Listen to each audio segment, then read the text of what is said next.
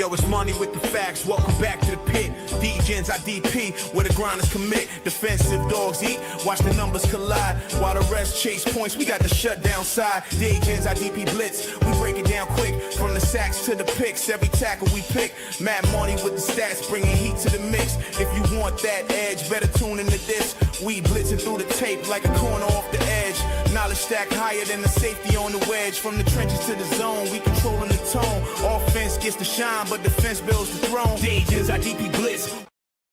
Oh, one last time. One last show of the year. I can't believe it. We got the Christmas stuff on. I've got my guest, Santa Claus. Just kidding. That is John Norton from Footballguys, the guru. He is back. Last we talked, John, it was about Halloween time, just maybe a little bit before Halloween, and we did an IDP State of the Union. About halfway, a little over halfway through the season, trying to see, okay, where we were right, where we were wrong, what we were hopeful for, etc. This one is going to be kind of a year wrap-up. We're still going to talk about the relevant injuries and waiver stuff for the week. But before we get into all of that, how are you doing, John? I'm doing good. Rolling along just fine. Getting ready for Christmas thing. Ho, ho, ho, and all that good stuff. Amen to that. I got my happy little Christmas sweater on. You can't see, but there is a Bob Ross on this. It's all kinds of ugly, and I just love it. The Pacers hat. Love that you wore the Santa hat today to get in the spirit. But unfortunately, I got to kind of bring the vibe down because we're going to start with injuries, and this was a brutal week. So major injuries for the week we had. Edge rusher Micah Parsons for the Green Bay Packers towards ACL. We had linebacker Cedric Gray for the Tennessee Titans have a concussion. Linebacker from Arizona, Cody Simon, who's been making some moves here last couple of weeks, went down with a knee injury. And then the rookie linebacker out of Baltimore, Teddy Buchanan, also towards ACL. It was brutal. It's awful, especially this time of year when we're kind of relying on some of these heavy hitters to really get us to that next level. This is semifinals week for a lot of people, maybe early if you play into that week 18. We don't typically do that in the leagues that you and I are in, but some people do. Some people are locked in. This is really hurting them almost in their first round.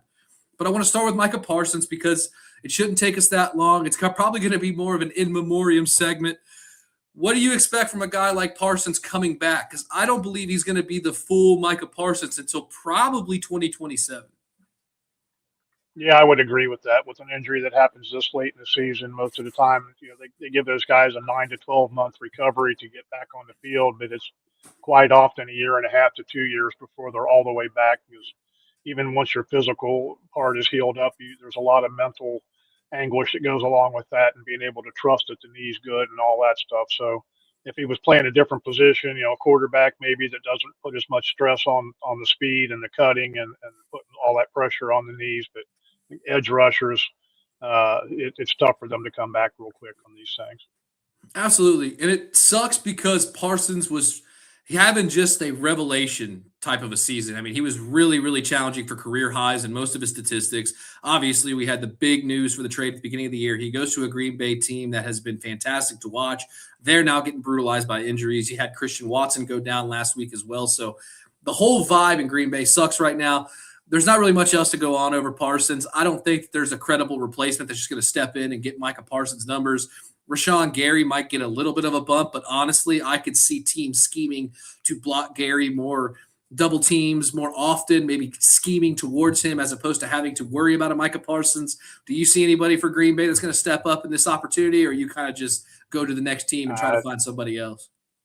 I wouldn't even look to Green Bay, and I actually think it'll hurt Gary more than it helps him because, like you said, he's going to be getting all the attention now where they did have to worry about Parsons. Now he's going to draw those double teams and so forth. And, it really, in the NFL, it takes two guys to really be all that successful. There are a few exceptions to that, but for the most part, you need somebody on both sides taking the pressure off of each other to get the job done, and Green Bay just doesn't have anybody else. That's why they traded for Parsons to begin with. Yeah, absolutely. Couldn't have said it better myself. We'll go to the linebackers, though. We had a few linebacker injuries this week. Personally, I think the biggest one was Cedric Gray, just because he's been having that year two breakout. He's been a fantastic player. Do you see anybody stepping up for him? How long do you think he's down? Or do you think this is going to be like a CD Lamb type of concussion where suddenly he's cleared the day of the game? I'm really hoping for that, but I feel like that's just an anomaly that CD Lamb could even get through that. And the fact that this happened at a linebacker position on defense, I think they're going to be more cautious about it, especially with nothing to play for. Yeah, I think the nothing to play for has a lot to do with that. James Williams came on, replaced him. James Williams was projected as a starter before the season started, and then Gray beat him out. So I assume that he would be the guy that gets in the lineup probably this week. I know Gray did not practice on Wednesday, and usually if a guy has a chance on playing, he at least gets in a limited practice on Wednesday. So we'll see if he doesn't get on the field Thursdays, and I'd say it's pretty safe to you better be finding some other options if he's your guy. 'Cause I don't think he's going to make it. Yep, I agree. I kind of live and die by the Thursday practice reports. If they're not practicing on Thursday, regardless of what the injury is, I always try to have a backup plan in, especially if you have first come, first serve waivers at certain points of your season. Thursday is going to be the big day, so we're not quite there yet. Check it all out tomorrow. Obviously, if he plays, you have to play him in your lineup, especially this crucial part of the season. But I'm kind of with you. I'm not really that hopeful. And honestly, James Williams, I don't know if I'm that confident in starting him. Would you plug and play somebody like that into your lineup at this point in the season? It would depend on how desperate I am and what the league format is. I mean, some of the leagues that we're in, things are pretty deep, so you almost are stuck with picking somebody up. I think this week's there's going to be a lot of games won and lost on how people perform on the waiver wire this week because there's so many injuries across so many positions. Mm-hmm. It's just a smorgasbord out there, and whoever picks up the right guys, I think, is going to be the ones that go on to the next game. And then before we get into one of the hotter topics that people always ask me about, or at least over the past 3 to 4 weeks, which is the Arizona linebackers, I want to get to rookie linebacker Teddy Buchanan, who tore his ACL. He was having a really productive rookie year. I didn't expect it. I don't know what your thoughts were on him at the beginning of the year, but I didn't see him as somebody that was going to contribute, especially since Roquan Smith is kind of the gravity of that defense, where it feels like all of the bodies and all of the tackles kind of go to him, and then it just kind of filters out to the Kyle Hamiltons of the world. Teddy Buchanan, what do you think about him, what you saw this season, and is he somebody that we need to keep an eye on in a couple of years? Yeah, he was kind of the complimentary guy. They don't play two full-time linebackers, so he usually played 70 to 80% of the snaps. He was a good contributor, but he wasn't somebody that was going to win you games week in and week out. I think that's kind of going to be his role as long as he's playing second fiddle to Roquan Smith. He's going to be in that complimentary role where he's going to be roster worthy, startable in some leagues. He might be an LB3 from week to week, but he's not necessarily somebody that I'm expecting big things out of. Right. And of course, that's all subject to change down the road because who knows what's going to happen a year, 2 years from now. But this ACL thing definitely is going to set him back again, happening this late in the season. We're looking at Trenton Simpson getting in there. Yeah. And I think if you're looking for somebody to snatch just to get by for this week, I think Simpson's going to probably put up very similar numbers. I think Buchanan's definitely the better player on the field, but it's not a big drop-off. Absolutely. I think Trenton Simpson has been the type of guy where when he's gotten opportunities, he's not goose-egged you. And at this point in the season, when you're looking for defensive guys, especially off the waiver wire, you just have to ensure you're getting points. Trenton Simpson, I think I would choose over James Williams, who we just spoke about taking over for Cedric Gray. If I had to choose between the two, I think I'd take Simpson. Are you on that same wavelength? I think Simpson would probably be the safer pick, but I would think that Williams has the higher upside just because of the situation with the team that he's on and the matchups for this week. Okay. All right. I think Simpson's definitely your safe play. Hey, Jamie is in here, John. What up, Matt? You're not going to say hi to John? I got a guest here, Jamie. Come on. You're in here every week. You know there's going to be a second guy. Thank you for watching, Jamie. And just like Jamie, guys, if you want to throw a comment in there, ask us a question. Throw John a fastball. Throw me a nice meatball right down the middle so I can knock it out of the park. But make sure you make John Norton work for his pay this week, which is a whopping $0 for coming on this show. One more guy I want to talk about. I've tried to hit meatballs before. And I don't do very well, man. That's why I'm talking about sports and I'm not playing them. That's for sure. So one of the biggest start-sit questions I've had over the past 2 to 3 weeks have been the Arizona Cardinals linebackers, and that is Cody Simon and Owen Papo. Cody Simon went down this week. Not quite sure yet whether he's going to play. Arizona doesn't exactly have something to play for. They've changed quarterbacks. Their star receiver is hurt, so they're kind of in this weird free fall right now. Do you like Papo? What do you think of him? He did really well that first week where he got significant snaps, kind of came back down to earth last week, but now he may have an opportunity for an expanded role in the defense. Do you like him? Is he somebody you're throwing in your lineup this week? What are your thoughts on him? So He's been a kind of a roller coaster ride ever since he was a rookie. I had high expectations for him when he was a rookie. He got to start last week, kind of out of the blue, unexpected. Played every snap in the game, put up decent numbers. Then turn around this week, and they went. He wasn't in the starting lineup this week. They went away from him. He was back on the bench. Had there not been an injury to Simon, he probably wouldn't have even gotten in the game again. Akeem Davis-Gaither played every snap. I think he's going to probably be the lead guy in there as long as Simon is out. If Simon misses, then Popoe is going to be in that complementary role where he gets 75 or 80% of the snaps, similar to what we were talking about with the Ravens number 2 guy there. So, yeah, he's on a team that's on the field a lot, has a lot of opportunity to make tackles. I'm not excited about his long-term upside. If he was going to be anything long-term, he would have been in there at the beginning of this year. They wouldn't have acquired Akeem Davis-Gaither. So, yeah, he could be a good spot start this week. I don't expect Simon to play. I think he's probably going to miss these last 2 games, but we'll see how that goes. But again, if you're one of these guys, if you're in a situation where you've lost players and you're trying to dig for somebody that's going to get on the field and give you some opportunity, he might be a good fit for you. I'm with you there. This is the time of the season, like I said just a little bit ago, you have got to just navigate the landmines of the zeros that are sitting on your waiver wire. The really enticing players, you're like, man, he may have a chance. You can't go after those guys right now that might have a chance. You got to get guys that are going to be on the field, and I'm with you. Davis-Gaither, say what you want about his play. He is going to be the guy that's going to benefit the most from this. Papo, it was good to see him get a snap count increase. That's not going to change because of the lack of depth. But if you're picking between the 2 guys, go with the known commodity, ADG. I'm with you there. Jamie did say hello, John. He said, hey, it's Santa. And that's so funny because before we came up on here, John said, I probably look more like Santa than you do with the Santa hat. Jamie's asking about the Kings Classic. I'm not playing John this week in the Kings Classic, but if I was, Jamie wants me to get my ass kicked by John. So, Jamie, I'm not. Yeah, it'll be in the Super Bowl, and let me tell you, it'll be the most contentious text message thread that either one of us will have. And I promise you, I'm going to start the shit talk ahead of time. John, the last time you were on, we did the State of the Union for IDP. We talked about the middle of the season, what we had seen prior to Halloween. It's been a long time since Halloween. We're almost on Christmas now, okay? It's been Thanksgiving. It's snowing in the Midwest. It is cold outside, but the football talk is going to heat up, especially because now we're playing for trophies, smack talk, money, whatever you play this game for. If you're watching this, you're likely still in your league's playoffs. I want to talk about 2 players that you hit out of the park and 2 players that you whiffed on. We're going to start with the hits, though, John. Who is one player that you just hit out of the park in the preseason that you were like, this is my guy, and he took the flag and ran with it? I'll roll with Jack Campbell on this one. So I was very high on him going in. I fully expected him to take over that lead role in Detroit, and he has not disappointed.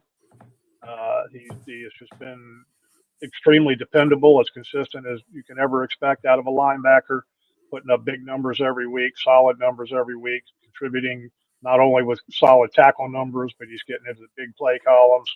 And I think in most leagues, most formats, he's top 5, if not top 3 right now. And he was a guy that I was calling out heavily early on. Love it. Jack Campbell was a guy that I was actually late to the party on. Just didn't believe in the hype. I was very much an Anzalone guy. I liked Derek Barnes, and I just felt like because those 2 were productive guys, and whether Barnes was going to take the reins or not, that really wasn't the factor for me. It was more so Anzalone just never goes away. It felt like there was a 3 to 4 year period where everybody was like, hey, eventually somebody's going to step up and take this linebacker job from him, but nobody ever did. So I thought Campbell was just going to be the latest name in the linebacker group that was just going to get Anzalone. He was going to get Thord. But Campbell, the first year was an okay year. Now he's finally coming into his own. I really believe that he could be a top 5 dynasty linebacker if he's not already. He is well on his way to being a top dynasty linebacker in IDP. And we saw this is his best season, but I don't think that this is his ceiling. I still think he's scratching the surface for what he could be long term. And if that's the case, he is a scary good asset to have on your team. Do you see this being the ceiling, or are you seeing him growing on this? This is only his second year. He's still got a lot of football to play. He hasn't reached his peak yet whatsoever. And you talk about Anzalone. Anzalone is one of those guys that I was never very high on. He was always, I thought, overrated. When they took Jack Campbell in the first round, you don't take a player in the first round to have him play second fiddle to somebody that's already on your roster. If you're taking a guy that high, you're counting on him being your man in the middle. So I think he's going to be there for the next 5, 6, 7, whatever years until he decides to retire or gets a big bunch of money from somebody to leave. Yep. 100% agree. Well, you're not going to be surprised by this because we actually talked about him the last time we were on the show, but I'm just going to double down on this. I went with Talanoa Hufanga, a guy that we have disagreed on for many years, and it feels like, I finally, not to rub your nose in it because I'm not that type of guy, John. You know me. I would never do that to you, of all people in my life. But I really, really liked his style of play. I want to say, though, the last couple of weeks, he's kind of cooled down a little bit. The Denver defense as a whole hasn't been as dominating. It's not been a bad defense, but I think it was a bit overrated at the beginning of the year. And we're starting to see now everybody kind of knows what they're going to do. And that worries me is this time of the year when you expect everybody to kind of be consistent, you are who you are. Hufanga's numbers have taken a dip. But I want to talk about the season as a whole. Hufanga is currently at 97 total tackles with 3 games to go. So he's well on his way to that 110, 115 tackles, which as a defensive back is extremely impressive. He's got a couple of sacks on the season, but the one thing I want to bring up is he has 10 defended passes. So not only is he getting that tackle volume, the stability at the defensive back position, which you rarely can find in this game. They're a dime a dozen. You've told me that. You were the one that taught me that. But getting not only the tackle volume, throwing a sack here and there, he's forced to fumble, and then he's also defending the passes. His ceiling is so high, and he has a tasty schedule down the stretch against the Jaguars and the Chiefs to end the season. So we're going to see a lot of passes, maybe not so much in the Chiefs game now that the Mahomes injury has come down, but I really like him against a Trevor Lawrence who's probably feeling himself this week. Maybe he's going to try to replicate the game that he just had, and I can see a guy like Talanoa Hufanga feasting on that overconfidence. Have I swayed you yet on Talanoa Hufanga, or do I just got to keep badgering you, and eventually one day you're going to go, all right, fine, he's all right? I'm going to tell you the same thing I told you the first time. I've never been down on Talanoa Hufanga. I've always thought he was a quality player, capable of all this stuff. He was just never able to stay healthy long enough to prove it before. He's finally staying healthy. So, yeah, I'm not really shocked that he's putting up the kind of production that he is. The one thing I do think that you kind of have a little bit backwards, I think his numbers are going down because of Denver's defense is actually playing stronger, and those guys are not getting to him like they were. Okay. You've got Alex what the heck's it? Singleton. I think he's soaking up a few more of those tackles. So you don't want your safety to be your number one tackler on right. Your linebackers to be your tacklers. And we're starting to see that come back around. And, I think that's where we're going to be. I'm going to tell you one more little piece of wisdom since you're talking about rubbing people's noses and stuff. Wise man once told me you should always coat your words with honey because you never know when you're going to be called upon to eat them. Well, you know what? If there's one thing that you will constantly remind me of, it is the words that I get wrong. I am never shocked when you give me that little, hey, you remember this? Well, I do. And that's exactly why I bring you on here, man. It's for that. Before you get into your next hit, I got a couple of questions in here. One is from a random guy who I could not possibly know, like John Montgomery, if you're familiar with any of that name. He wants me to ask Santa Norton if he believes in Devin White. Finally. Always hating on my guy. Norton, are you a Devin White hater? I've never been a Devin White hater, and I probably have in more leagues than John Montgomery does. There's a good reason for that. Oh, Devin White has been so fun this year, man. It's just, I didn't believe in it before the season started, too, if you remember. Yep, you sure did. And you know what? You're a Raider homer at heart, so it was kind of funny because I just thought it was your typical Raiders linebacker homer hit. But this one feels like he might be there to stay. Do you think he's going to be a long-term guy there? I mean, I thought he was going to be a long-term guy in Tampa Bay. So, I mean, me too. The talent's there. As long as he keeps his head on straight, I think he definitely could be a long-term guy there. As long as he keeps playing like he is now, which he played that way for the first couple of years, and then nobody really has been able to put a finger on what happened to him for a couple of years. But he kind of fell apart. But he's back, got it all back straightened out now and playing very good football. So, yeah, as long as he can keep doing that, I think he's going to be a Raider for a long time. Hey, can I switch it up the vibe a little bit here and give you an offensive question because we've got one here in the chat. I got to play guy, Dak Prescott or Matt Stafford this week. I If don't know you want me anything to, about offense. yeah, Do I'm you have going to to play probably. offensive guys? I know, right? I've never played in the league like that. I think I'm going with Stafford because I think he's got something to prove. He's got a real opportunity to improve and put a bow on that Hall of Fame resume. And I think he's trying to win the MVP. Because I think if he wins the MVP and takes the Rams on a playoff run here, I think it's a no doubt that he's Hall of Fame. Not that I don't think he is right now. I think he's one of the best passers the game has ever seen. He was kind of the intro to this new style of just arm angles, high volume guy, super tough and gritty. I like Stafford because of the narrative. Maybe that's because I watch too much sports talk TV and radio. Do you like Stafford or you like Dak Prescott better? That's a tough call. On a normal any given week, I would definitely go with Stafford. I'm not a huge Prescott fan. He tends to choke a lot of times, in my opinion. I would think Prescott probably has a little bit better matchup this week. Um, and I wouldn't even look to that so much if Devontae Adams weren't hurt. But I think with Devontae Adams out, that's going to take a little bit of wind out of Stafford's sails too. But I mean, it's pretty much a coin toss to me. But I would probably also roll with Stafford just because I like the system. I think they're going to find somebody else to throw to. They'll throw to Kobe Parkinson and continue right on the same path. So I don't think he's going to miss a beat. Are you sure you're worried about the pass catchers? You're not a Tyler Higbee guy? Because let me tell you, I'm a huge Tyler Higbee guy. No, that's great, except he's on IR. I know. I don't think he's going to catch many passes on IR this week. Oh, I know. But let me tell you, that's an inside joke for those that are unfamiliar with John and I's relationship. I went on an absolute heater once when Tyler Higbee ended the year with arguably his best 4-game stretch of his career. And I won probably our highest dollar amount league that you and I shared together. So I'll forever be a Tyler Higbee guy and get healthy soon, sir. But Colby Parkinson is really doing well. For what it's you worth, won that league because of the linebacker you picked up late in the year. I can't remember who it was. Donald James, Jacksonville. Just went absolutely bonkers the last 4 or 5 games of the season and carried you all the way across the line. Donald Payne, I think his name was Donald Payne, not Donald James. Donald Payne and Tyler Higbee carried me in a tight end premium IDP league all the way to glory, and I have been chasing that high ever since. For what it's worth, Jamie wants Dak over Stafford, but let me tell you, I've met Jamie. I don't know. He's kind of a sketchy guy. I don't know if I believe it. I'm just kidding, Jamie. I love you to death. We're going to go back to our hits, John. You told me your first hit was Jack Campbell, and let me tell you, you did hit that one out of the park.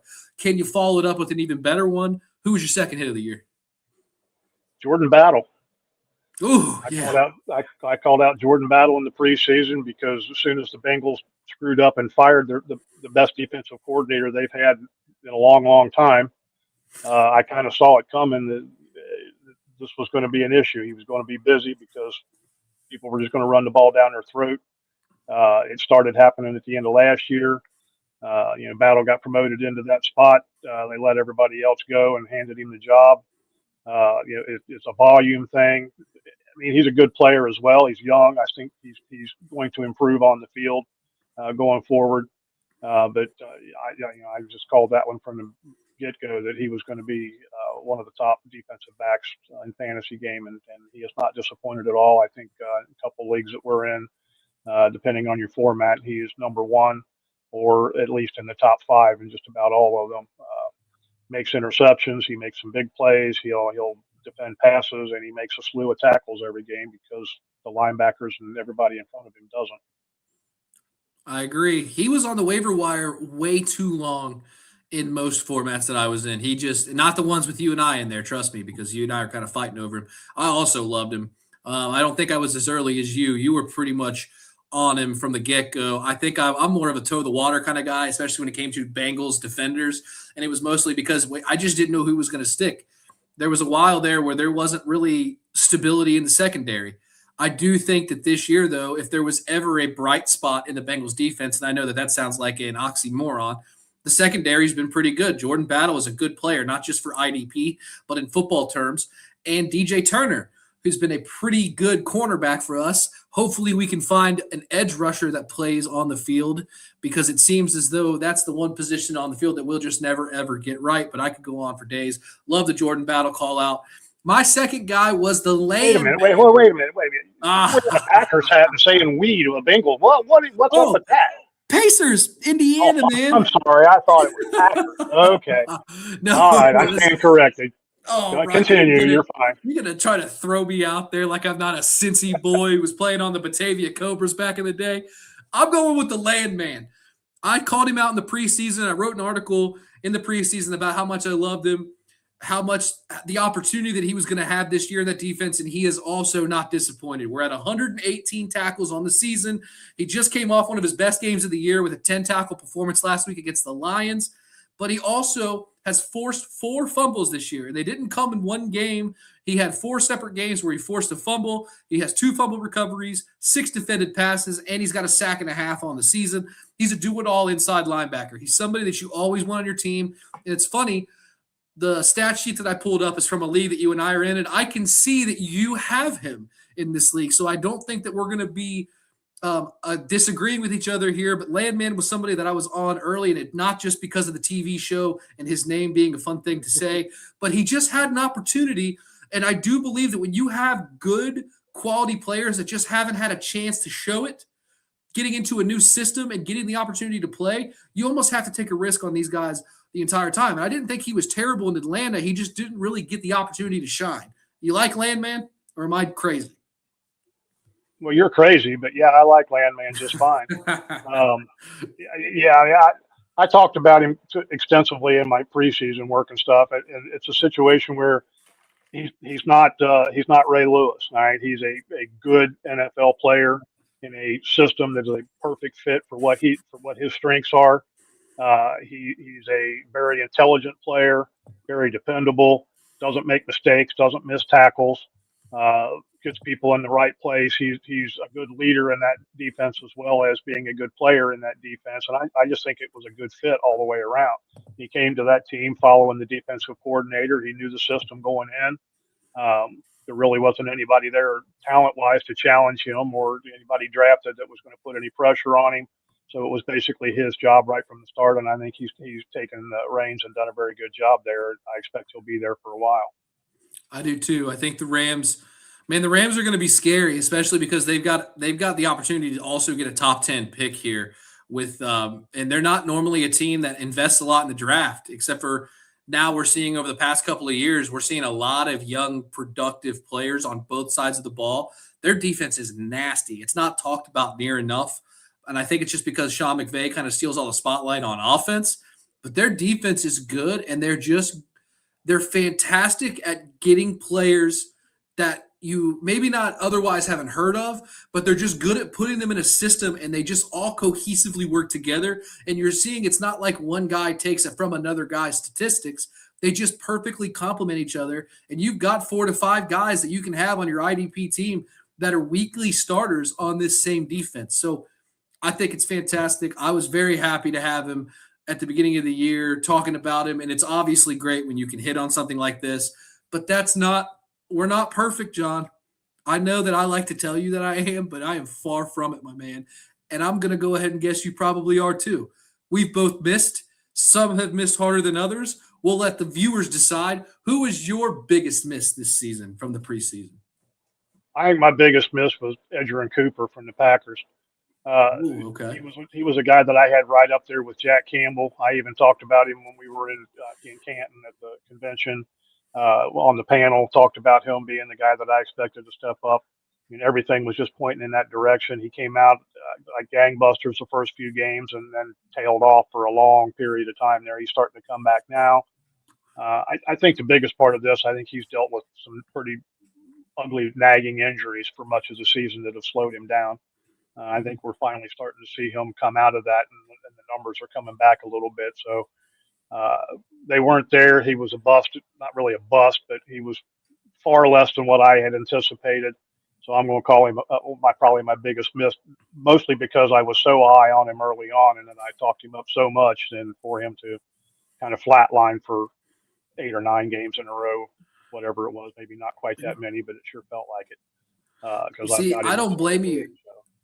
I don't blame you for missing on him because I was too wimpy to take that big of a stand on him because I was scared of Quay Walker. I was just worried that with Quay Walker there, he was never going to do it. But like you said, he started off so hot. I think it was like 6 or 7 weeks in, they both were top 10 IDP linebackers Oh, yeah. in the same system. And that is a rarity. Like you can see two productive guys in the same defense, but two top 10 guys in the same defense is unheard of. But like you said, he became a player that he was so good early that I just never wanted to pull him out of my lineup for guys that maybe had potential better matchups or was on a better hot streak. And that at times can kind of kill the momentum, especially if you're losing games by under 10 points. It's because you played the wrong linebacker who maybe one guy has 5 tackles, the other guy has 12. And that can cost you a game depending on where they're at. And Edgerrin Cooper was a good example of that. I'm with you. He's coming back. I believe that there had to be some sort of an injury, or maybe he was just like taking it easy. Who knows why? But I don't necessarily see that as a miss because I still think you're on the right track with him being a top linebacker at some point, but it may just be more of a slow play than it was this immediate, okay, second year in the system, he's going to come out and start it. But He's that's not a definitely bad thing. battling some injuries. There's definitely some injuries there. They actually came out 3 or 4 weeks ago and admitted that he has been fighting through, I don't remember if it was an ankle or a knee or something that he's been battling for a while. That's kind of slowed him down. He was even questionable for a couple of games in a row there because of it. Finally showed up on the injury report, but that was several weeks into the injury that before he ever showed up on the injury report. So, as far as the Packers there have been several times in the past where a team has supported 2 quality linebackers. So I wasn't really too afraid of that. The Packers are one of them that have done that in the past. So that didn't really scare me off. I was a little concerned that Hillman Walker might eat a little bit, take a few bites out of each other from time to time, but I wasn't really too concerned about them ruining each other. That part of it was still good. I'm with you. I believe that he will come back and get to where I believed he was. But for this season, he was a disappointment for me. Hey, I also disappointed people that potentially read some articles this year with another Green Bay Packers player, somebody we talked about briefly at the beginning of the show, Micah Parsons. I have been a known Micah Parsons hater, been a hater for a while. He was a guy that I just never trusted because I was always worried if the sacks aren't there, he's going to lose me a week. Well, guess what, John? The sacks were there, and they were there in bunches this season. He was at 12.5 sacks before going down with this injury that is now going to cost him the rest of this year and potentially some next year. And even if we do get him next year, it's probably not going to be the Micah Parsons we've just recently seen. I just flat out whiffed on this. I mean, there's no real – you got a guy that's got 12.5 sacks. I don't think it really matters, the tackle production at that point. If you can get a guy that's getting consistently in that 12 to 15 range, he has to be in your lineup every week. And he is a guy that's gotten 12 sacks, every 12 or more sacks every season of his career. The problem for me was it was like he'd get 1 sack and that'd be the only tackle he had. And then he'd have another game where he was just getting like an assist. So it was never like he wasn't getting the sacks for me. It was just I played more conservatively than maybe I should at times with edge rushers. And this year he was just flat out better than I've ever seen him play. And he was just coming up huge. He had 3 games this season where he had 2 or more sacks. And really he had 4 if you count a half sack as being a second sack. So really 4 games where he had more than 1 sack. And he still had 41 tackles. And we have 3 games to go. So if he had been able to play and stick this out, there's every reason to believe that he could have finished in that 15 to 17 range and maybe get into that 50 tackle range. Unfortunately, we're not going to be able to see that, but it still doesn't matter because I said, hey, he sucks and don't get him and don't do it. He's going to lose you games, and that was 100% wrong. What do you think? Were you a Micah Parsons guy prior to the trade and all that, or was I wrong in my process? I drafted Micah Parsons as a rookie and had him on a couple of teams. And I've never had him on a team since, and I probably will never have him on a team again. Okay. I am not a Micah Parsons fan. He is far too inconsistent most of the time. With Dallas, he was like that. Like you said, if we were having this conversation in Week 10, your take would be completely different because you would look back and he's had a sack, maybe in 6 out of 7 games, but he had maybe 9 tackles total in those 6 or 7 games also. Right. That's just when he first came to Green Bay, that's who he was again, just like he was when he was in Dallas.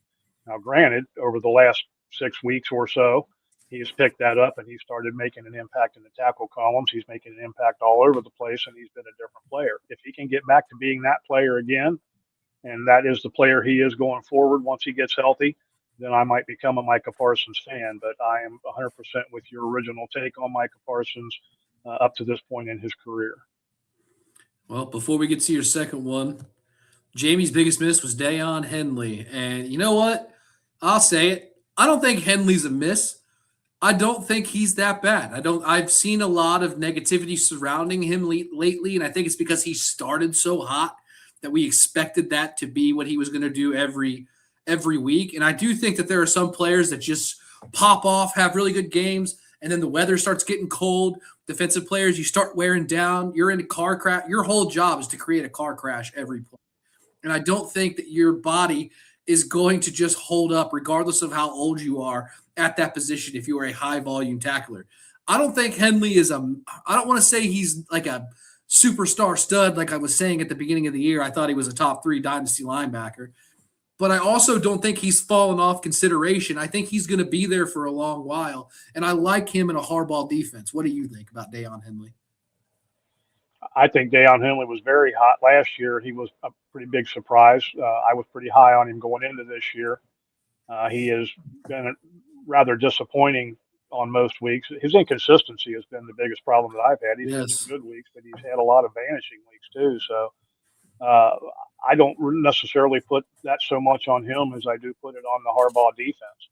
I think they do some things there defensively that kind of takes him out of the center of the game sometimes and allows teams to avoid him and work away from him, which I don't like that. So I think as a player, I think he's going to be there for a long time. I think he's a solid NFL starter, and I think he's going to be a IDP factor for years to come. I believe that the defensive scheme is going to hold him back from ever being a perennial stud.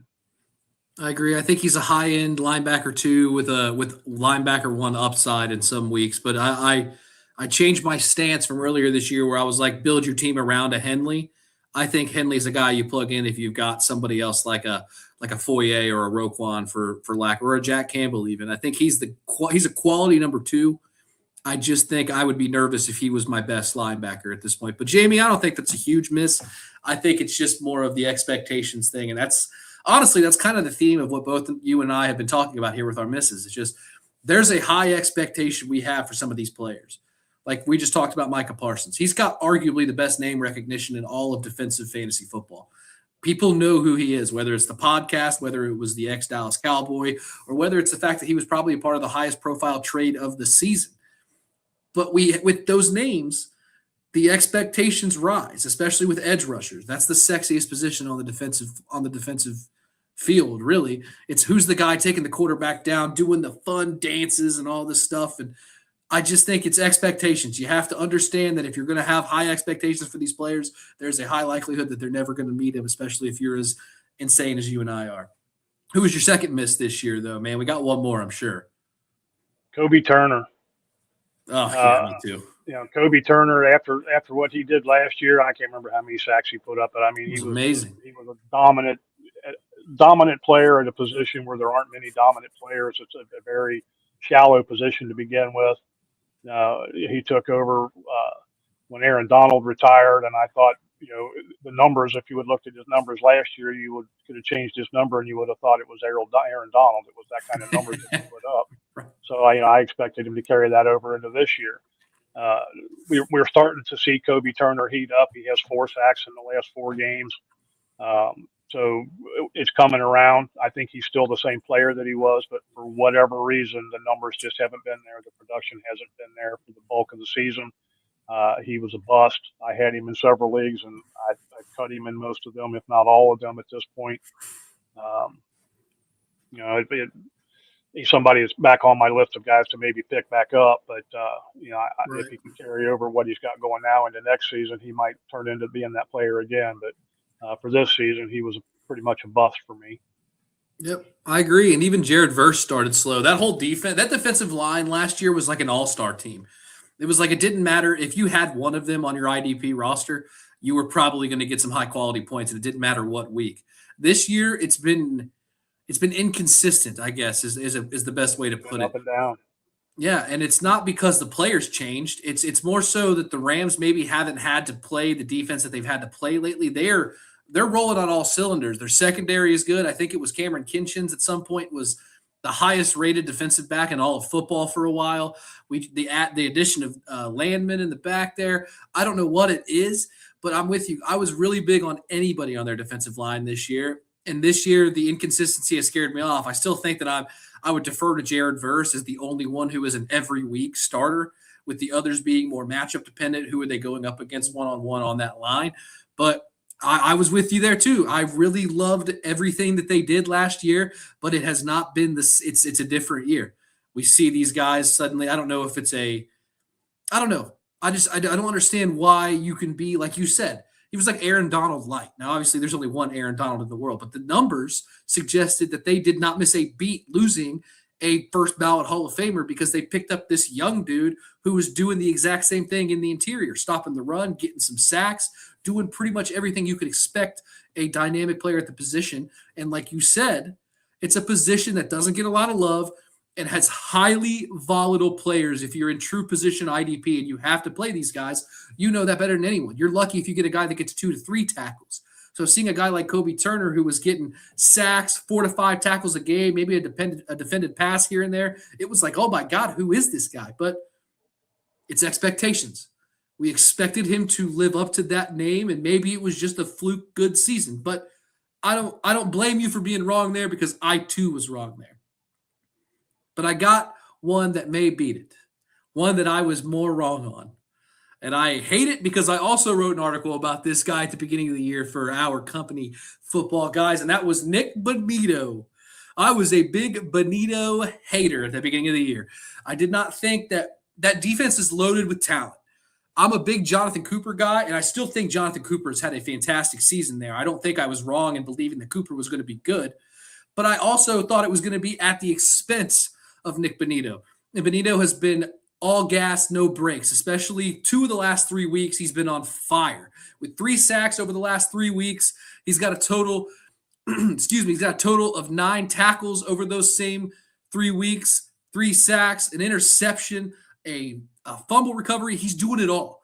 He's got 12.5 sacks on the year, 41 total tackles. He's a do-it-all player. He's got great matchups to end the year against the Jaguars, Chiefs, and Chargers, who are all collectively in the bottom half of the league against edge rushers, with the Chiefs and Chargers being 27th and 31st, respectively. So he is going to have an opportunity here to get to that 15 sack number, get to maybe, I don't know if he's going to have 9 tackles over his last 3 games, but he very well could, getting him to the 50 tackle, 15 sack club. And honestly, if you get an edge rusher like that, that's a league winner. That is somebody who will get you over the top, because you know he's a set and forget guy. Not if you read my article, though, because I said there ain't no way he's doing this. And you know what? That's the beauty of this game. You just never know. You're going to have guys like I did not point out Myles Garrett, who I was also probably as much wrong as I've ever been on anything in my life than I was Myles Garrett coming into the season. But Nick Bonito, to me, I've talked about Myles Garrett a million times, so I'm not going to bore the listeners with me just pining over how bad I was about Myles Garrett. But Nick Bonito is another guy who I just didn't think – I thought he was going to be overshadowed by all of these new additions, these big names in the Denver defense that has been fantastic, and I was simply wrong. Are you a Bonito guy? Was I crazy when I wrote it and you just chose to let me have the egg on my face? Or was the process I'll send you another egg if it'll help. I mean, I was never down on Bonito. I didn't have him as a top 10 guy, but I mean, the Denver defense is solid. He's got a good supporting cast. You know, they got rid of the guys like Bradley Chubb and so forth for a reason. You know, they wouldn't have gotten rid of guys with that kind of talent if they didn't believe in the guys that they had replacing them. And I think he showed a lot of signs last year of being that guy. I agree that I was more of a Cooper fan than I was a Bonito fan, just because of the consistency, and Cooper tends to make a few more tackles. But I would have not bet against either of the Denver defensive ends going into the season. So I'll let you have that one on your own. Well, before we move on, that John Montgomery guy's back in here. I think he likes Byron Young. He did correct himself. Byron Young is having a great year. I said I'd take Jared Verse if I had to pick one from that defensive line, would you take Jared Verse or Byron Young if you had to pick one from the Rams defensive line? Unfortunately, I have to agree with that other Montgomery guy, and I would have to say Byron Young Yeah. probably would have been my first pick too. That's Although the I only have one. been a Jared Verse fan, but I think Young is a little more consistent and he tends to put up more sacks. So yeah, I would have gone that way first. Well, John, I don't know if you know this, but there are a lot of fantasy football podcasts out there. None of them as good as this, I might add. And they all talk about waiver wires. But before we get to the waiver wire, who's going to help win your championship this week or your semifinal matchup, I got to pay some bills. You asked, we delivered a full best ball tournament on Fast Draft, but we do it the Fast Draft way, and it's called the Rabbit, because of course it is. 20-second time clock, 15 rounds. These drafts, they take 20 minutes. That's it. So you get a lot of new people coming in and playing, get a lot of best ball bros playing, exploitable ADPs, no rake. It is the best EV in all of fantasy. You should just go to fastdraft.app, use code FAST. You get a $50 deposit match. These things are a blast, and it's the best use of your funds in all of fantasy. Thank you to the Podfather, Matt Kelly, for that. And make sure you use the promo code DEGEN, DEGEN, for a $50 deposit match at Fast Draft. John, my team is decimated with injuries. I am a bad manager. I don't know what's going on. All of these things are happening to me, and I need waiver wire help. And you said it earlier in the show. Who's going to win this week? The best manager on the waiver wire, because it is an ugly, muddy situation amongst many defensive matchups in the NFL. I need 2 waiver wire guys from you. Who are they? Well, my first one's going to be Dallas Turner with Minnesota. My second one is DeMarvion Overshown, who may or may not still be available, but I'm going to guess that in a lot of leagues, especially redraft leagues, he is, just because he hasn't really gotten the playing time to be that successful yet. So I'm going to guess that both of these guys are probably available in a lot of leagues. Turner, for starters, Jonathan Grenard was injured last week, landed on IR with a shoulder injury, puts Turner in the starting lineup. They really don't have a bunch of depth there, so there's not likely to be much rotation. He's looking at 70 to 80% of the snaps. He's a first-round draft pick. Has come on pretty good as the third man in that rotation when everybody's healthy. He's started a lot of games this year because Andrew Van Ginkel and Grenard have both taken turns being hurt, so he's gotten quite a bit of playing time. He can get after the quarterback. But one of the things that I like about him the most is that if he doesn't get a sack, he's still going to give you 4 or 5 good solid tackles. Last week he had 6 tackles total. He didn't get to the quarterback, but he put up 6 tackles for us. He's got a matchup with the Giants this week, which is not necessarily a stellar matchup, but it's a pretty solid one, followed by Detroit the week after that. The Lions are a bit of a tough matchup, but they have not been as tough a matchup late in the season as they were early on. So I think he's got a chance to put up some decent number for us in both of those games. Overshown has a very good matchup this week with the Chargers. But the biggest thing that put him on my list is this was the first week that they actually left him on the field. He'd been seeing, they've been sharing playing time between 5 linebackers there, with Logan Wilson's getting a few snaps and everybody else is getting a few snaps. And Overshown has been getting more than everybody else since he came back, but he was still getting 50 or 60% of the snaps on most weeks. Last week he played 93%. The numbers didn't necessarily follow it. The matchup and so forth, whatever you can get into the game flow and all that. But the fact that he was on the field, he is their best linebacker. He has an excellent matchup this week with the Chargers and a solid matchup in week 17 against the Commanders. Both of those are plus matchups. With a 90% play share, I think the numbers are on their way to us there. And the other thing is he's somebody that nobody's paying any attention to, because he didn't, even though he had that 93% play share last week, he didn't blow up for big tackle numbers, so he didn't catch anybody's eye. So he's probably somebody that's going to be out there in a lot of leagues. I got a few thoughts on both of those guys, both positive, I promise. I'm trying to be nice to you on here, and off camera I'll be mean to you. Dallas Turner was the first player that I ever put my face to the take. It was the first video I ever did for IDP content, and it was just on my TikTok. I was trying some breakdowns of some rookies. Dallas Turner was the first guy I took a big swing on, and it punched me in the face last season. But this season, he looks really, really promising. He does look like somebody who can kind of ascend into a role, maybe get comfortable, get anywhere between 8 to 10 sacks, which is what he needs to do in order to be viable, especially if he is not going to be consistently in the starting lineup. So it was really good to see him kind of come into our consciousness this season, especially because Minnesota's defense has always had a dominant pass rusher. But since Danielle Hunter left, Van Ginkel filled in there, and he did exceptional, kind of fallen off a little bit ever since the injury. So we're not really talking about him as much as maybe we would have. But with Dallas Turner getting extended run in this defense, it's really good to see him being productive, not only with sacks, but like you said, 6 tackles.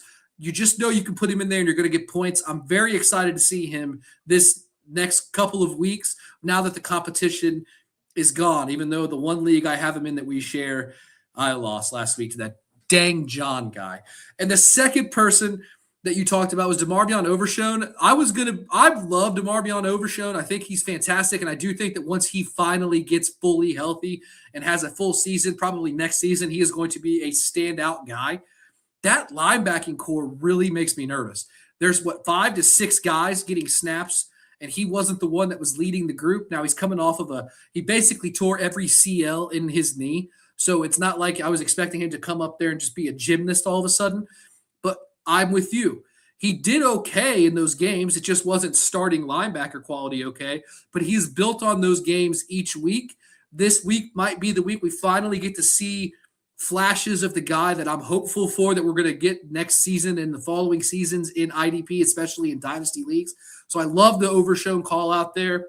I don't think he should be on your waiver wire at this point in the season, even if you are redraft, because I do think that he is a guy that has the path of least resistance to high quality points that you can get on the waiver wire at this point in the season. So I love both of them.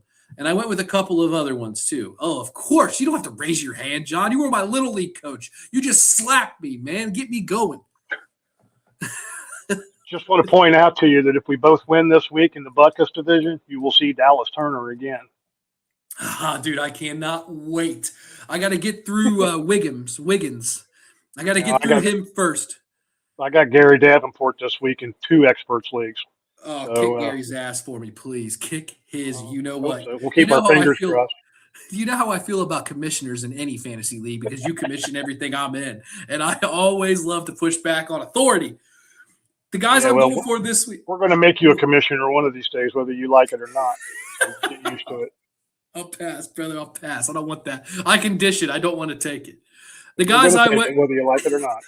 The guys I went with this week are some ugly names. And I say ugly names mostly because you probably don't start these guys weekly for obvious reasons. But I'm going to go with the first one here is the rookie edge rusher from Atlanta, James Pierce.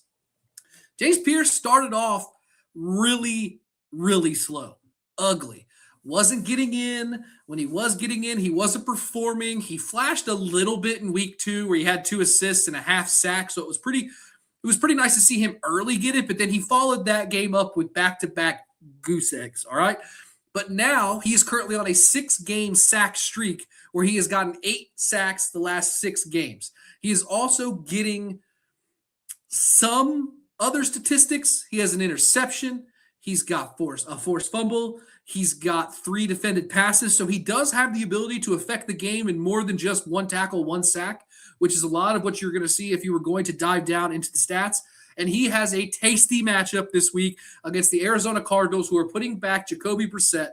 And I know everybody loves Jacoby Brissett right now, just like we love Josh Dobbs, the Pastronaut, just like we love Phillip Rivers right now, because when we see the backup get the opportunity, everybody loves Rocky. Nobody roots for Ivan Drago in Rocky. They always root for Rocky, the underdog, right? I don't think that Brissett is going to be able to escape James Pierce. I'm going to call my shot here. I think James Pierce has his best game of the season to follow up last week, which was his best game of his season with 2 sacks, 3 tackles, and 2 defended passes.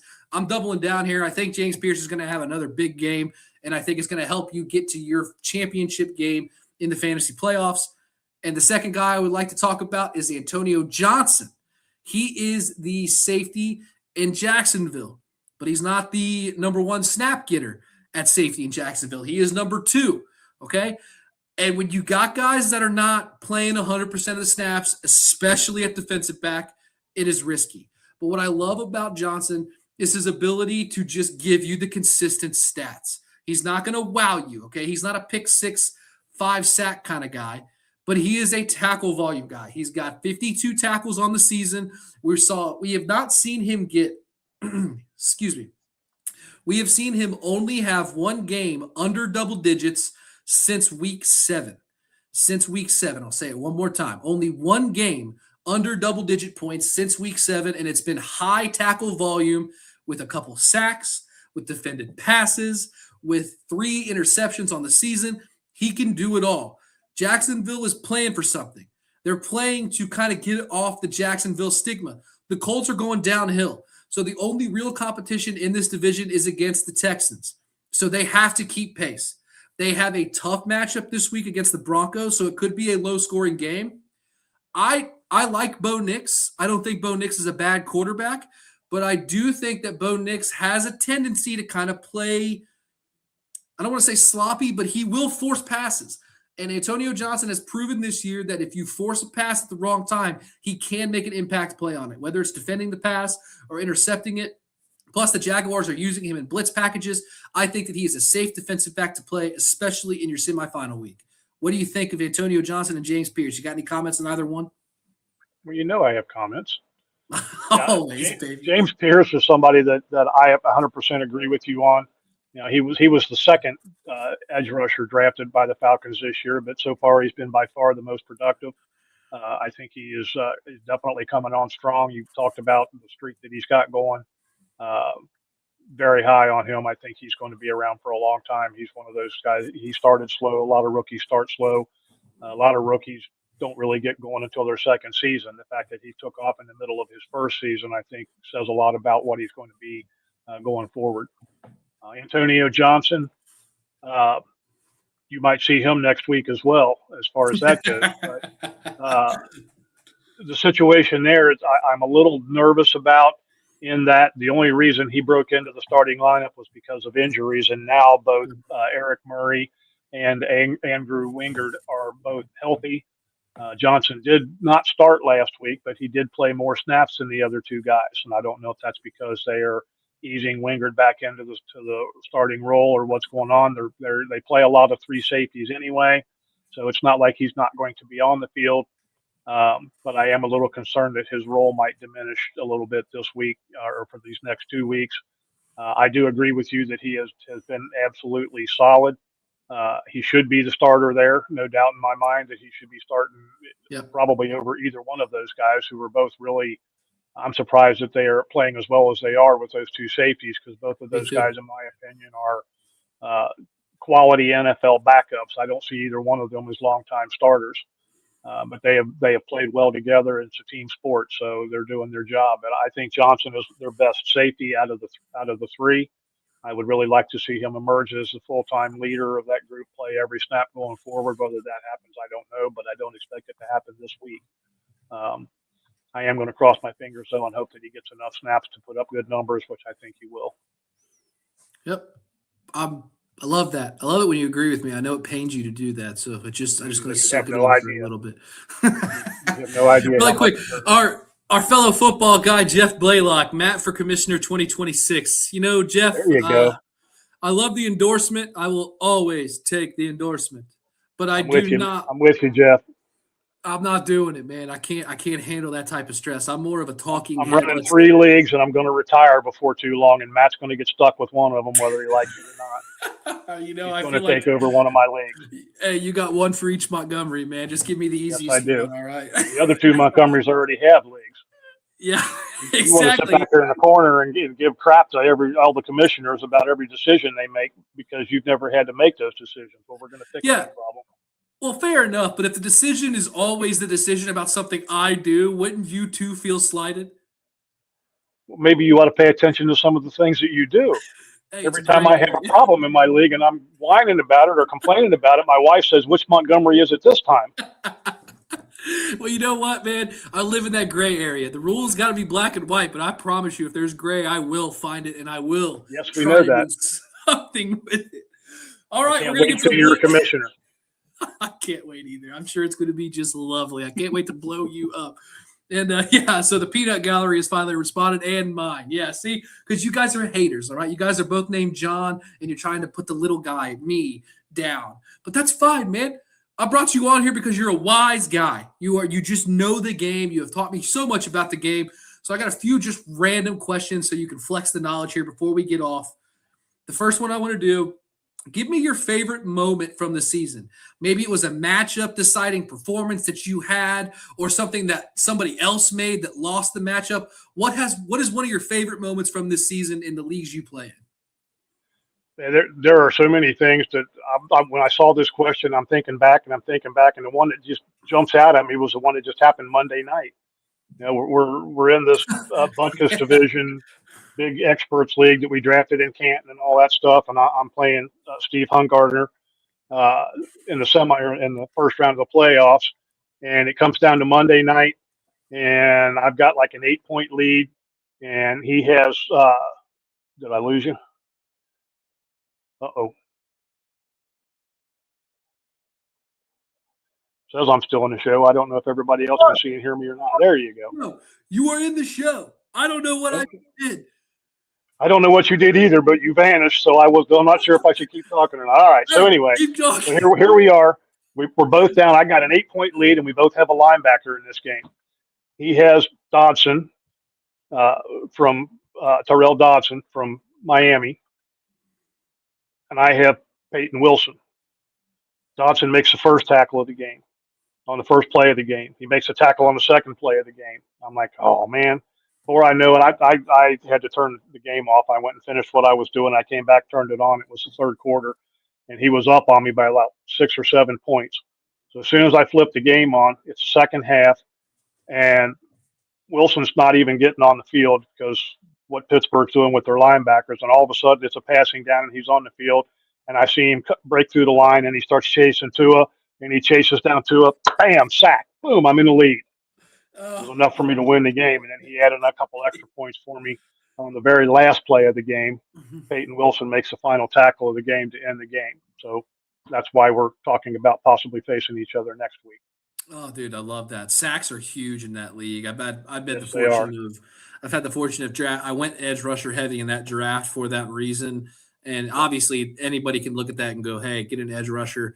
You got to have the guys that get the high sacks, but it's about picking the right guy in the right situation. And I think that's been the biggest eye opener for me in big play upside type leagues. It's not about getting guys that you know are going to get sacks. It's about getting guys that are going to be consistent with that big play upside. And I think Dodson has been a revelation for anybody. I love the Miami Dolphins linebackers. Jordan Brooks specifically, I think, is the GOAT of IDP. And I know that you'll have a hot take on that. But I really do think that at his peak, man, there's no better inside linebacker. What about, are you in any semifinals? We've talked about the Buckets division of the Kings Classic. Are you in any other semifinals, high stakes leagues that you are with friends that you want to talk crap to? You know, what are some leagues that you're in, or how many maybe are you in these deciding matchups for the week? Well, you know, I'm not a big talker when it comes to stuff like that because, you know, just like I said earlier, you know, the wise man says, coat your words with honey because you never know when you'll have to eat them. So, I don't do a bunch of talking. I am in 3 semifinals this week. One of them is the Butkus division. The other one is the inaugural season of the Footballguys Experts League that we're playing on Sleeper. I did awful in that. And I'm also in the finals of my original keeper league, dynasty league that I started back in 1994, the North American Fantasy Football Addicts, which those are the three semifinals that I'm in this week. You know, some good leagues, good, very competitive leagues. Uh, Definitely some high bragging rights. I'm going for one for the thumb in the NAFA league. Of course, you know, after so many years, you would think I would have at least 3 or 4, which, you know, so I do have that. So that's a big one for me. Um, so yeah, those are some pretty high bragging rights. There's not a lot of money involved in any of them. In fact, most of them, there's no money involved in two of them. But I would rather have the win and be able to talk about it than make a little bit of money on those leagues. So that's the important thing to me. Amen to that. To point out your the NAFA League, the North American Fantasy Football Addicts, that is the first IDP league that I ever won. Was that league? I got into the championship in another league that you let me in with some of our contemporaries, and I got to the final my first year, so I thought I was hot shit, and then I lost. And it took me 3 years in an IDP, 12 team, 14 team, whatever it was, full position IDP. And it was NAFA was the first time I won that league. And it came down to Monday Night Football.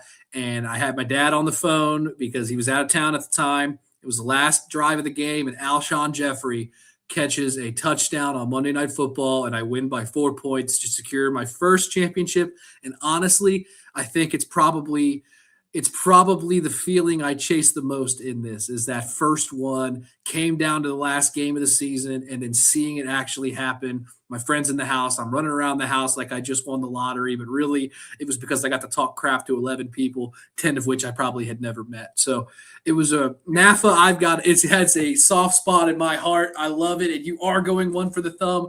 As much as I would hate to see you dominate that league yet again, I'm kind of rooting for you, man, because that's a tough league to win, especially since old Commissioner Norton changed the rules and then suddenly has the best team in the league.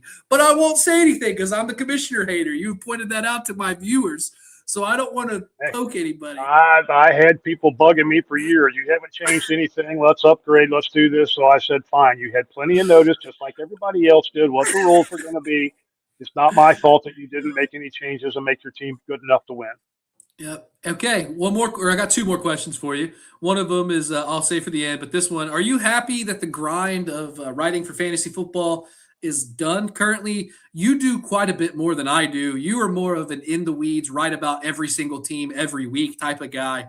I do more of like the, hey, here's a brief synopsis of what's going on. And I can tell you that on my end, it's exhausting, but I do probably 10% of the work that you do. So I just want to know, how do you feel kind of coming out of the cave at this point in the season? It is definitely a grind. I am all about football from the draft until the first part of the season with the preseason stuff. I get about a 3-week break when I get done with all my preseason write-ups and everything, where all I have to do is projections, updates, and stuff like that. So I get a little break there. And then the season starts, and it is Sunday through Friday every week. I go to my day job. I come home. I sit down in front of the computer and I work until I go to sleep. I eat in front of the computer while I'm working. So it wears on you when it gets late in the season. You start looking and counting days. Yeah, I've got 1 week left. So yeah, with 1 week to go, I look forward to a little bit of a break, and I will generally take a 6 to 8 week break at the end of the season where I don't do very much, just to recharge the batteries and catch up on all the things that I've skipped over and put off during the football season. There are a lot of honeydews on the list and that type of thing. So yeah, I'm happy that the grind's over, but I tell you that Monday after, or that Tuesday after the last game, well, it would be a Monday after because everybody plays on Sunday in week 17. But that day after that, when I get up, it's like there's a big hole, like something's missing. Yeah. And it's all for the first couple of days there, I kind of sit around and think, I don't really know what to do with myself until I kind of get into that off season mode too. So yes, it's a grind. Yes, I'm happy that the grind is over, and I can't wait for it to start again. Yep. Amen. This is my last obligation of the season, is this show right here. I just submitted my last IDP article for Footballguys today. Got some some round table type stuff, but those aren't really labor intensive. Those are more answer a question here and there. So this is my last obligation of the season, and it's tough. It's fun. I love it. It's still something that I enjoy to do, and I view it as I get to do this. I don't have to do this. I get to do it, and I still feel that way. But after a while, man, it's hard to continue to find stuff to engage the viewer, engage the reader. Because, after a while, it's almost like, did I already say this about this guy? Or have I talked about this guy too much? That's where I'm starting to think, like, maybe I need to find some other guys. But then you realize there are focal points of this game that have to be talked about because if you don't, it's almost like you're missing the heartbeat. But I'm with you. The day after that final Sunday, I don't know what to do. I'm not a daily fantasy guy, so doing the playoff stuff isn't my thing. I'm not a gambler like my degenerate little brother is, so I'm not really big into that as far as all this. So it's almost like once that last fantasy football week happens, it's kind of like I'm in this sports hole. I go into college basketball, but nobody talks about that anymore. So it's one of those things where it's like, this is it, but it's bittersweet because I am excited to have the time back in my life that I've committed to this, but I almost miss it immediately. So Yes. one more absolutely. question. Are you rooting for me to win Prism? Who are you playing against? I haven't looked to see who's in the Final Four in that. So this week That would depend on who I'm rooting for. There are people that I would prefer you to beat, but there are people that I would prefer to win ahead of you. So I'd have to look and see who the other options are before I can really honestly answer that question. Well, I can assure you that you will pick me over, drumroll please, my spoiled little neighbor, Cody Willman. That is who I am playing, and I'm Yes, going I to would stomp him. far prefer to see you win the Prism League than Cody. Yes. All right, and then I was going to be on a track to face my father in the final, but he could not hold up his end of the bargain. But you know what? Yes, I saw he got his butt spanked last week, didn't he? Yeah, and it was he had the exact opposite luck of you on Monday night. He lost 3 leagues last week because of Monday Night Football. For those, it was just kind of an explosive IDP game. Really, is really what it came down to. So I'm going for that league for the first time. I lost 2 out of 3 last week because the Patriots screwed me one more time by not playing Robert Spillane, even though he was active and supposedly healthy enough to be active, but then they stood him on the sideline and I got to watch him stand there in his coat being warm all night instead of scoring points for me. That cost me 2 wins out of the 3 games that I had to play last week. Doesn't that suck, dude? You could have started yourself and got the same amount of points. Exactly. I would have enjoyed it more. Well, I have a very cool announcement here to make. This is the first show where I've had over 100 live viewers. We are currently at 108 live viewers across all platforms. That makes you the number one guest I have had, John. And it is a perfect way to put a bow on my first full season of having a show. I want to take a quick minute and just say thank you to those of you that have commented over the years. Shout out specifically to Jamie Perogue. Jamie, you have constantly said hi to me here in the chat. It's really cool to see the support. For those of you who have given me the opportunity and a chance and a platform to do this. I love doing this. I'm a talker by nature. John can attest to that. But just being able to talk about a hobby that has brought me closer to people, got me out of that, am I too weird to talk on a camera? And then just saying, F it, I'm going to be myself. Thank you for watching this. It is truly, I'm getting to live a dream doing this. And it's all at the very core of this IDP is because of John Norton here on the screen. If it weren't for John Norton taking a chance on me at like 15 years old and allowing me into a true position IDP league and walking me through how to use the ever complex platform that is my fantasy league and showing me the ins and outs of IDP has really fostered a love for this game that I did not have. I was always into regular fantasy football, but getting to dive deeper into the weeds, a lot of that is because of you and watching my dad. You guys go back and forth and being like, man, I could do that. I think I could do that. And then giving me the opportunity to do so, and then incorporating my little brother who wasn't even really a football fan at the time and now has fostered this love of the game. A lot of this is because of you.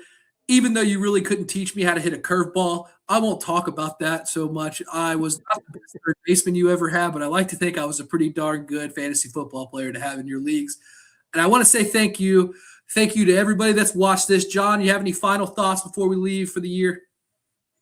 Thank you for having me on. I've really enjoyed it. You may not have been the best third baseman that I had, but you were a darn good catcher. And you hit most everything except a curveball, so that was pretty good also. Amen to that. You were one of those guys that I could put you any place on the field, and I knew I was going to get a good game out of you as long as it wasn't third base. So thank you for everything. As far as getting you into the fantasy football stuff, it didn't take me long to realize that you could do this. If I didn't think you could do it, I would have never given you the opportunity. But it was pretty obvious to me that you were somebody that could handle it, and I'm glad I got you into it, and I'm glad I got your brother into it as well. And it's just been great being friends with the family and so forth for all these years, and I look forward to seeing y'all in person again. Heck yeah. Well, to all 113 of you watching and all of the many, many dozens of people that watched all year, thank you again. I'm Matt Monty. That was my guest, John Norton. This was the Degens IDP Blitz. Let's hope that Player Profiler and the Dynasty Degens want your boy back next year, because I had a hell of a time doing this for you guys. Follow me on Twitter at MattMontyFF. John is on Twitter at John P. Norton. We're both at Footballguys. Anywhere you want to see our stuff, man, if it's IDP Fantasy Football, I promise you, we may not be the loudest voice in the room, but I guarantee you we're in the room. Thanks again, everybody. Have a blessed and happy holidays and New Year, and go win your championships. We'll see you next year.